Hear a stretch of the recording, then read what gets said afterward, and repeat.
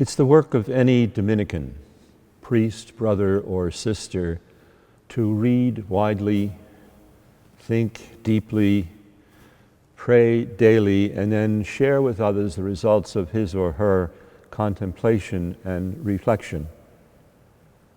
And for a brief moment, I would like to do that.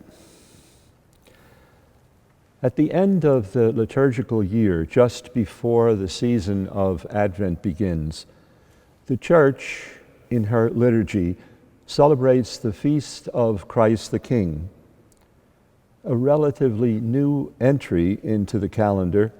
It was initiated in 1925, in the fall of that year, by Pope Pius XI in his papal letter Quas Primas, which was written as an antidote to the growing secularism and as a witness to the kingship and authority of Jesus Christ. In chapter 27 of St. Matthew's Gospel, we find these words: Pilate ordered a sign and had it placed at the top of the cross. It read, I-N-R-I, Jesus of Nazareth, King of the Jews. At least once in his life, Pilate was right. At least once in his superstitious life, Pontius Pilate told the truth. When he said to his silent prisoner, "Don't you know I have the power to crucify you?" he was wrong. When he called for water and washed his hands, saying, "I have no part in the death of this innocent man," he was wrong.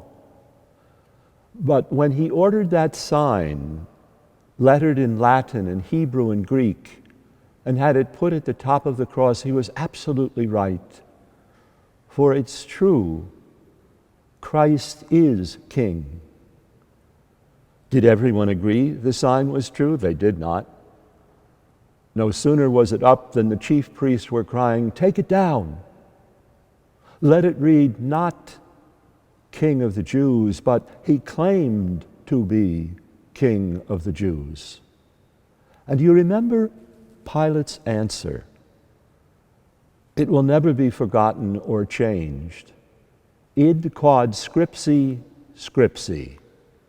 That which I have written, I have written. The sign stays up. In effect, what he was saying to the Jewish priest was, mind your own business. And too bad they didn't. They were priests. Their Bible was their heritage. And in it, in the Hebrew Scriptures, in the book of Numbers, they could have read about the man they wanted dead. Out of Zion shall he come to rule. The kingship of Christ, foretold in the Old Testament, burst into life in the New when an angel told a virgin she was going to have a baby. And the angel continued, "And he shall be great, and of his kingdom there will be no end." Pilate was in the presence of a king. His reaction was confusion, a cynical sign, or so he thought, an empty gesture. We live in the presence of that same king. What is our reaction? How do we deal with that reality? For some today, the feast of Christ the King is dated, irrelevant, dismissed as foreign to our experience. But the liturgy for this feast is telling. It pinpoints the earmarks of that kingdom we pray each day to come. Listen to the words of the preface of the Mass for this feast. It is a kingdom of truth and life, holiness and grace, justice, love, and peace. Like the days in a week, the kingdom to come has many dimensions.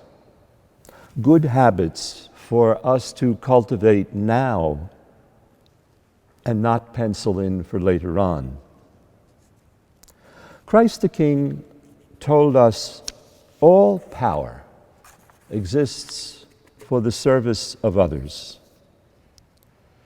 To practice what he preached, he put on the apron of a servant, stood before his disciples, and then on his knees, Christ the King washed their feet.